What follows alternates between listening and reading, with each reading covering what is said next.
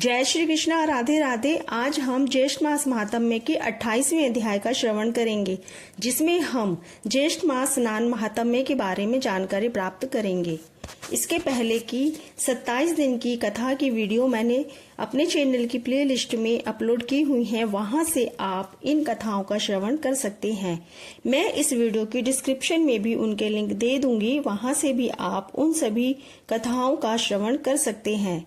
ज्येष्ठ मास महात्म्य को सुनने के लिए रोज प्रातः काल यानी ब्रह्म मुहूर्त में उठकर स्नान करके स्वच्छ वस्त्र पहनकर भगवान श्री विष्णु जी का पूजन करना चाहिए और ज्येष्ठ मास महात्म्य की कथा सुननी चाहिए। मैं आपको प्रतिदिन प्रति अध्याय के हिसाब से 30 अध्यायों का श्रवण कराऊंगी। आइए अब कथा को प्रारंभ करते हैं। पिछले अध्याय में हमने सुना था कि ऋषियों ने स्कंद जी से पूछा कि फिर सावित्री ने क्या किया। तब स्कंद जी बोले कि सावित्री के अद्भुत तेज के कारण यमराज जी स्वयं सत्यवान को लेने आए थे। उसके बाद सत्यवान की देह से आत्मा को निकालकर यमपुरी को ले जाते हैं, तो सावित्री भी उनके पीछे पीछे चल देती है। फिर यमराज जी कहते हैं, तुम लौट जाओ और जाकर अपने पति की पारलौकिक क्रियाकर्म को करो। तब सावित्री कहती है कि आप धर्म की बात करते हैं, आपका दर्शन कभी निष्फल नहीं जाता है और कुछ कदम साथ चल लेने से मित्रता बनती है। तब यमराज जी उससे बहुत प्रसन्न हुए और उससे वर मांगने के लिए कहा, तो वह अपने सास ससुर के लिए नेत्र व राज्य और अपने पिता के लिए 100 पुत्रों की मांग करती है और अपने पति का जीवन वरदान स्वरूप मांगती है। फिर यमराज की प्रदक्षिणा करती है। धर्म राज्य के वरदान से उसका पति जीवित हो जाता है। सास ससुर के नेत्र व राज्य मिल जाते हैं, उसके और उसके पिता के 100 पुत्र हो जाते हैं। अब आगे की कथा प्रारंभ करते हैं, जिसमें हम ज्येष्ठ मास स्नान महात्म्य के बारे में जानकारी प्राप्त करेंगे। स्कंद जी बोले कि हे विप्रगण, प्रथम लोक प्रसिद्ध वृंदारक नाम का ब्राह्मण हुआ। वह वेद शास्त्र का ज्ञाता, धनवान और अनेक भाई बंधुओं से युक्त था। उस ब्राह्मण के रूप और गुण से युक्त स्त्री थी, परंतु वह ब्राह्मण संतानहीन होने के कारण अत्यंत दुखी रहता था। उसने अपनी स्त्री देवसेना के साथ चिरकाल पर्यंत सुख भोग किया, परंतु वृद्धावस्था में पुत्रहीन होने के कारण अत्यंत दुखी हो गया। उसने संतान के निमित्त अनेक व्रत यथाविधि किए। जब वृद्धावस्था तक भी उस ब्राह्मण के कोई संतान नहीं हुई, तो वह अपने प्राण त्यागने के निमित्त बड़े भारी गहन वन में चला गया। वन में जाकर उसने भोजन और निद्रा का त्याग कर दिया। चौथे दिन वह ब्राह्मण विकलता के वश होकर उस वन में मूर्छित होकर गिर पड़ा। सब पर दया करने वाले भगवान उसके निश्चय को देखकर एक ब्राह्मण के रूप में उसके पास आकर यह वचन बोले कि हे ब्राह्मण, तुम कौन हो, कहाँ से आए हो और अपने प्राणों का त्याग क्यों करते हो। उस ब्राह्मण रूपधारी भगवान के वचन सुनकर वृंदारक ब्राह्मण ने अपना सब वृतांत कहा। तब भगवान कहने लगे कि हे ब्राह्मण, तुम अपने घर जाओ और जो व्रत मैं तुमको बतलाता हूँ उसको करो।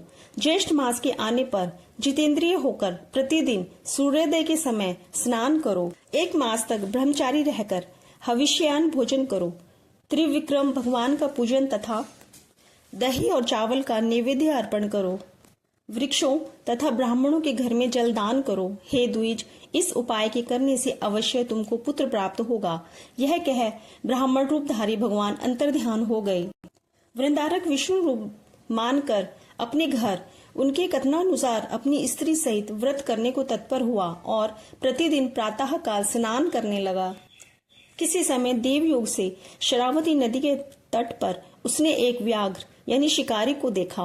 वृक्षों के झुंड में से वह अत्यंत भूखा व्याघ्र वृंदारक के समीप आया और उस व्याघ्र को आया देखकर वृंदारक ने जल पात्र को उसके ऊपर फेंक दिया और जल बिंदु के स्पर्श से वह व्याघ्र दिव्य देवधारी हो गया। और वह प्रसन्नात्मा व्याघ्र कहने लगा कि हे ब्राह्मण, आपके दर्शन से मैं धन्य हूँ। हे ब्राह्मण, पहले मैं व्याघ्र शिकारी था और मैंने अनेकों हत्याएं की। उसी दोष से दूसरे जन्म में मैं व्याघ्र हुआ। आज उस दोष से युक्त मैं आपके दर्शन मात्र से मुक्त हो गया। हे भद्र, आप क्या पुण्य करते हैं, वह पुण्य कृपा करके मुझको बताइए। व्याघ्र ऐसा कहने पर ब्राह्मण ने ज्येष्ठ मासकृत पुण्य को उस व्याघ्र को अर्पण कर दिया और वह व्याघ्र ज्येष्ठ मास स्नान कृत पुण्य के प्रभाव से स्वर्ग लोक को गया।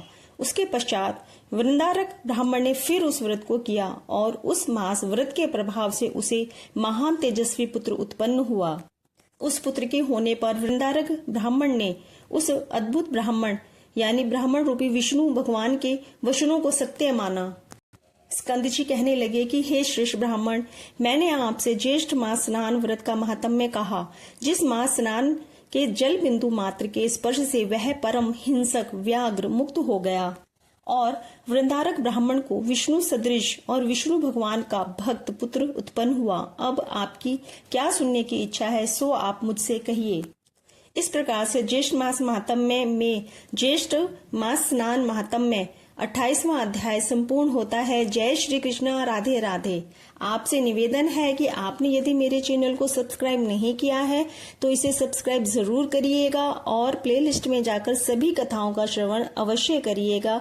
ज्यादा से ज्यादा वीडियो को लाइक व शेयर भी जरूर करिएगा। जय श्री कृष्ण, राधे राधे। जय श्री कृष्ण, राधे राधे। आज हम ज्येष्ठ मास महात्म्य के 29वें अध्याय का श्रवण करेंगे, जिसमें हम ज्येष्ठ मास स्नान महात्म्य के बारे में और अधिक जानकारी प्राप्त करेंगे। आइए अब कथा को प्रारंभ करते हैं। पिछले अध्याय में हमने सुना था कि स्कंजी बोले कि पहले लोग प्रसिद्ध वृंदारक नाम का एक ब्राह्मण हुआ। वह वेद शास्त्रों का ज्ञाता, धनवान और भाई बंधुओं से युक्त था, पर वह बहुत दुखी रहता था क्योंकि उसके कोई संतान नहीं थी। जब वृद्धावस्था तक भी उसके कोई संतान नहीं हुई तो वह प्राण त्यागने के लिए गहन वन में चला गया और वहां जाकर उसने भोजन और निद्रा दोनों का त्याग कर दिया। अब इस तरह से 3 दिन बीत गए। चौथे दिन भगवान विष्णु एक ब्राह्मण का रूप धर के उसके पास आते हैं और उससे सारा वृतांत पूछते हैं। फिर भगवान श्री विष्णु रूपी ब्राह्मण वृंदारक ब्राह्मण को ज्येष्ठ मास स्नान का व्रत बताते हैं। तब वृंदारक ब्राह्मण उन भगवान कि श्री हरि विष्णु जी की बात मानकर और ज्येष्ठ मास में अपनी पत्नी के साथ स्नान व्रत करते हैं। एक दिन देवलोक से शरावती नदी के तट पर एक व्याघ्र के ऊपर यानी शिकारी के ऊपर वृंदारक ब्राह्मण के हाथ से कुछ जल की बूंदें गिर जाती हैं, जिससे उसको पापों से मुक्ति मिल जाती है और वह दिव्य देवधारी हो जाता है। तो व्याघ्र ब्राह्मण से पूछता है कि ऐसा आपने कौन सा पुण्य किया है जिसके कारण मेरे पाप खत्म हो गए और मुझको मुक्ति मिल गई। तब वृंदारक ब्राह्मण ज्येष्ठ मास का पुण्य फल उसको दे देता है और फिर से ज्येष्ठ मास स्नान का व्रत करता है, जिससे उसके तेजस्वी पुत्र उत्पन्न होता है। अब आगे की कथा इस प्रकार से है। ऋषि लोग कहने लगे कि हे स्कंद जी, ज्येष्ठ मास में स्नान, दान और महात्म्य श्रवण तथा पुराण पूजन का फल विस्तार पूर्वक कहिए। स्कंद जी बोले कि हे ऋषियों, आप सब लोग ज्येष्ठ स्नान के फल का श्रवण करें, जिसके श्रवण मात्र से मनुष्य तीनों कायक, वाचक और मानसिक प्रकार के पापों से मुक्त हो जाता है। जो प्राणी वृष सूर्य में यानी ज्येष्ठ मास होने पर मैं प्रातः काल ज्येष्ठ स्नान करूंगा ऐसा संकल्प कर जल में स्नान के निमित्त प्रवेश करता है, तो उसके पहले कहे गए तीनों प्रकार के पाप नष्ट हो जाते हैं। सूर्योदय के पूर्व ज्येष्ठ स्नान करना चाहिए। ज्येष्ठ मास में सूर्योदय से लेकर आधा पहर पर्यंत जहाँ कहीं भी जल में गंगा आदि सभी तीर्थवास करते हैं, इसलिए सूर्योदय से लेकर आधा पहर के पूर्व स्नान कर लेना चाहिए। आधे पहर के पश्चात स्नानहीन देव से उपहृत जनों को वे तीर्थ श्राप देते हैं, इसलिए ज्येष्ठ मास में श्रेष्ठ जनों को स्नान कर लेना चाहिए। ईर्ष्या, धन, लोभ, सेवा, हट, लोकापवाद, निमित्त, स्वेच्छा, भय, पाखंड, सुख लिप्सा आदि किसी भी उपाय से ज्येष्ठ मास स्नान करना चाहिए। परंतु कलियुग में पाप अधिक होने के कारण ज्येष्ठ स्नान अति दुर्लभ होगा। ज्येष्ठ मास स्नान के ज्येष्ठ फल से डरकर यमराज ने इसको गुप्त रखने के निमित्त भगवान से प्रार्थना की और विष्णु की आज्ञा से इसको गुप्त कर रखा है। इस ज्येष्ठ मास में स्वल्प कर्म करने वालों को विघ्न प्राप्त होते हैं। इतनी कथा सुनकर ऋषि लोग कहने लगे कि हे स्कंद जी, यमराज ने इस मास महात्म्य को गुप्त क्यों रखवाया और ज्येष्ठ में पुण्य कर्म करने वालों के कार्य में विघ्न क्यों करते हैं? हे स्कंद जी, हमारी है सब सुनने की इच्छा है, सो आप हमसे कहिए। स्कंद जी बोले कि इस विषय में मैं तुमसे एक इतिहास कहता हूँ, जिसके श्रवण मात्र से तुम्हारे सब संदेह दूर हो जाएंगे। प्रथम महिष्मतिपुर में कनक नाम का ब्राह्मण रहता था। वह समस्त विद्या से हीन, मूर्ख और पर निंदक था।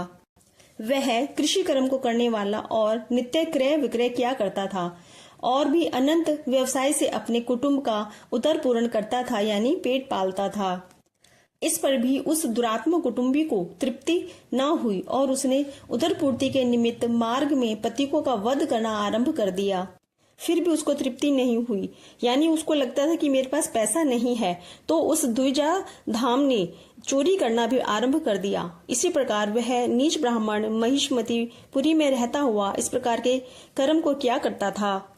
एक दिन उसको चोरी करते हुए देखकर ग्रामवासियों ने उसको पकड़ लिया तथा उसको बांधकर खूब मारा और फिर ग्राम से निकाल दिया। कुछ दिनों तक वह ग्राम के पास ही वन में जाकर रहने लगा और रात्रि को घर में आकर पुनः वन में चला जाता और वन में पशुओं का वध करके वह निर्दयी उनको खा जाता था। यह कर्म करते हुए उसको बहुत दिन बीत गए। इसके पश्चात जब एक समय ज्येष्ठ मास आया, तब वह कनक ब्राह्मण अर्धरात्रि के समय वन से ग्राम में आकर वस्त्र तथा अलंकार की चोरी करके पुनः वन को चला गया। मार्ग में एक नदी पड़ती थी, उस नदी को वह तैरकर पार करता था। इस तरह से अज्ञानतावश उसका ज्येष्ठ मास का स्नान हो गया, क्योंकि उसको पता नहीं था, वो सूर्योदय से पहले ही उस नदी को पार करता था। तो इस तरीके से उसका अज्ञानतावश ही ज्येष्ठ मास स्नान का महात्म्य हो गया। उस ब्राह्मण ने उसमें एक तरह से स्नान कर लिया और इस प्रकार से प्रतिदिन वह इसी प्रकार से रात्रि को ग्राम में आकर चोरी करता और चोरी का धन लेकर प्रातः समय नदी में स्नान करता हुआ वन में चला जाता। इस प्रकार अज्ञानतावश स्नान करते हुए 1 माह बीत गया। हे ब्राह्मणों, ज्येष्ठ मास के शुक्ल पक्ष की चतुर्दशी को रात्रि में वह धन की चोरी करके गट्ठर बांधकर नगर के बाहर आया। तब तक प्रभात हो गया था, यानी सवेरा हो गया था। लोगों को इधर उधर जाता आता देखकर वह वहां से भागता नदी के तट पर आया। लोगों ने उसको देखकर लाठी और पत्थरों से खूब मारा, परंतु वह कनक उस चोरी के बोझ को सिर पर रखकर अगाध जल में पहुंचा और अधिक बोझ होने के कारण वह शिथिल होकर अगाध जल में डूबकर मर गया। उस कनक के लिए सूर्य के समान उस कनक को अगाध जल में डूबते हुए देखकर यह क्या हुआ, यह क्या हुआ कहते हुए सभी लोग विस्मित हो गए। नदी किनारे के कुछ लोगों ने उसको अगाध जल से निकालकर बाहर किया। उसे देखकर लोगों से कहा कि यह तो इसी नगर का रहने वाला कनक ब्राह्मण है, हम लोगों ने इसको नगर के बाहर कर दिया था। उसी क्षण वह कनक ब्राह्मण उत्तम रूप को प्राप्त करके विमान के सहित दूतों को देखकर वह दिव्य पुरुष कहने लगा कि हे दूतों, यह विमान वैकुंठ से यहाँ किस पुण्य के प्रभाव से आया है? तब देवदूत बोले कि हे कनक, अज्ञात ज्येष्ठ मास के स्नान से यह दुर्लभ विमान आपके लिए आया है। यह सुनकर कनक ब्राह्मण विमान पर बैठकर विष्णु लोक को चला गया। वहां पर विष्णु भगवान के समान रूप को प्राप्त हुआ। तब यमराज समाचार को सुनकर अत्यंत दुखी हुए और जगतपति विष्णु भगवान से प्रार्थना करके ज्येष्ठ मास महात्म्य को गुप्त करवा दिया, ताकि कोई भी इसको ना कर सके। तो हे ब्राह्मणों, इस ज्येष्ठ मास के स्नान का महात्म्य का फल मैंने आप लोगों से कहा। इस प्रकार से ज्येष्ठ मास महात्म्य, ज्येष्ठ मास स्नान महात्म्य और 29वां अध्याय संपूर्ण होता है। जय श्री कृष्णा, राधे राधे। आप मेरे इस वीडियो को ज्यादा से ज्यादा लाइक करिए, शेयर करिए और यदि आपने मेरे इस चैनल को सब्सक्राइब नहीं किया है तो मेरे इस चैनल को सब्सक्राइब अवश्य करिएगा। जय श्री कृष्णा, राधे राधे। जय श्री कृष्णा, राधे राधे। आज हम ज्येष्ठ मास महात्म्य के 30वें और अंतिमवें अध्याय का श्रवण करेंगे, जिसमें हम ज्येष्ठ मास श्रवण महात्म्य के बारे में जानकारी प्राप्त करेंगे। पिछले अध्याय में हमने सुना था कि ऋषि लोग कहने लगे कि हे स्कंद जी, ज्येष्ठ मास में स्नान, दान और महात्म्य का श्रवण तथा पुराण पूजा का वर्णन विस्तार पूर्वक बताइए। तब स्कंद जी कहते हैं कि ज्येष्ठ स्नान के फल के श्रवण मात्र से मनुष्यों को 3 प्रकार के पापों से मुक्ति मिल जाती है। अतः ज्येष्ठ मास में सूर्योदय से पूर्व ज्येष्ठ स्नान करना चाहिए, पर कलयुग में पाप अधिक होने के कारण ज्येष्ठ स्नान अति दुर्लभ होगा। ज्येष्ठ स्नान के श्रेष्ठ फल से डरकर यमराज जी ने भगवान विष्णु से इसे गुप्त रखने की प्रार्थना की और भगवान श्री विष्णु जी की आज्ञा से इसे गुप्त कर दिया गया। तब ऋषि लोग स्कंद जी से कहते हैं कि यमराज ने इस व्रत को गुप्त क्यों रखा तथा इसमें पुण्य कर्म करने वालों के कार्यों में विघ्न क्यों होते हैं। तब स्कंद जी उन्हें एक कथा सुनाते हैं। अब आगे कथा में हम ज्येष्ठ मास श्रवण महात्म्य को प्रारंभ करते हैं। स्कंद जी कहने लगे कि हे ऋषियों, जो फल ज्येष्ठ मास के महात्म्य को श्रवण करने से प्राप्त होता है वह मैं तुमसे कहता हूँ। वह फल 100 यज्ञों को करने से भी नहीं मिलता है। समस्त दान देने से, समस्त तीर्थों में स्नान करने से और जप तथा यज्ञ से जो फल मिलता है वही फल ज्येष्ठ मास के महात्म्य को सुनने से मिलता है। समस्त महात्म्य श्रवण करने से मनुष्य पुनर्जन्म का भागी नहीं होता है। संपूर्ण अथवा आधा, आधे का भी आधा अथवा चतुर्थांश का आधा, एक अध्याय, आधा अध्याय, एक श्लोक, आधा श्लोक जो भी भक्ति और श्रद्धा से श्रवण करता है उसको अनंत पुण्य प्राप्त होता है। हे द्विज लोगों, स्वल्प पुण्यवान पुरुषों के पुण्य कार्य में अनेकों विघ्न पड़ते हैं। अतः विघ्न शांति के लिए मनुष्य को पुण्य करना चाहिए। यदि स्नान कर्म और महात्म्य श्रवण कार्य में विघ्न आ जाए तो विघ्न भय से पुण्य कर्म का त्याग ना करें, उस कर्म को दूसरों से करा लें। बारंबार पुण्य कर्म को करने से विघ्नों का नाश होता है। कलयुग में करने के योग्य बहुत से कर्म हैं, परंतु कलयुग में पुराण श्रवण सबसे श्रेष्ठ कहा गया है। गो हत्यारा, कृत्यधन, ब्रह्म हत्यारा, पितृघाती, मातृघाती, मदिरा पीने वाला, कुष्ठी, चोर, विश्वासघाती, यह सब पापी कलयुग में पुराण श्रवण से मुक्त हो जाते हैं। पुराण सुनने वाला बालक, वृद्ध, आतुर, सकाम हो या निष्काम, उत्तम, मध्यम और अधम सभी को श्रवण करना चाहिए। स्त्री, शुद्ध और पतित को भी पुराण सुनना चाहिए। इसके सुनने से सर्वदा ही इष्ट फल को प्राप्त करते हैं। निष्काम, सकाम, आस्था, अनास्था, स्पर्धा, कपट, सप्रह, ससंप्रह सभी लोग पुराण सुनने से अपने मनोरथों को पाते हैं। भक्तिहीन होकर भी पातकी पुराण श्रवण तथा इसमें को सुनने से स्वर्ग को गए हैं। इस विषय में एक पाप नाशनी कथा सुनिए। प्रथम द्वारिकापुरी में देव शर्मा नाम वाला ब्राह्मण रहता था। ब्रह्म कर्म से भ्रष्ट वह ब्राह्मण सर्वदा प्रेत कर्म और दुष्ट कर्म किया करता था। उसके पश्चात अपने कुटुंब के निर्वाह के लिए चोरी का कर्म भी शुरू कर दिया। इसी प्रकार वह उस रमणीक नगर में बहुत दिनों तक वास करता रहा। बहुत वर्ष बीत गए। उसके पश्चात देवयोग से ज्येष्ठ का महीना आ गया। ज्येष्ठ मास में सभी नागरिक ज्येष्ठ स्नान करने को उद्यत हुए। वली यानी दान आदि तथा पूजा का सामान लेकर प्रतिदिन गोमती में स्नान करने के निमित्त जाने के लिए तत्पर हुए। वहां जाकर स्नानादि करके दूसरे वस्त्र ग्रहण करके भगवान विष्णु के मंदिर में जाते थे। फिर सभी एकत्र होकर एक श्रेष्ठ ब्राह्मण को व्यासान देकर यथाशक्ति वस्त्र, अलंकार आदि सामान आदर पूर्वक व्यास जी को देकर उनका पूजन कर आदर पूर्वक ज्येष्ठ महात्म्य पाठ का श्रवण करते थे। इस प्रकार दोपहर वहां रहकर अपने घर में आते थे। कुछ दिन बीतने पर वह द्विजाधर्म देव शर्मा चोरी करने के निमित्त जो सदैव इस कार्य के लिए जाया करते थे वहां से क्या चोरी करें ऐसा सोचने लगे।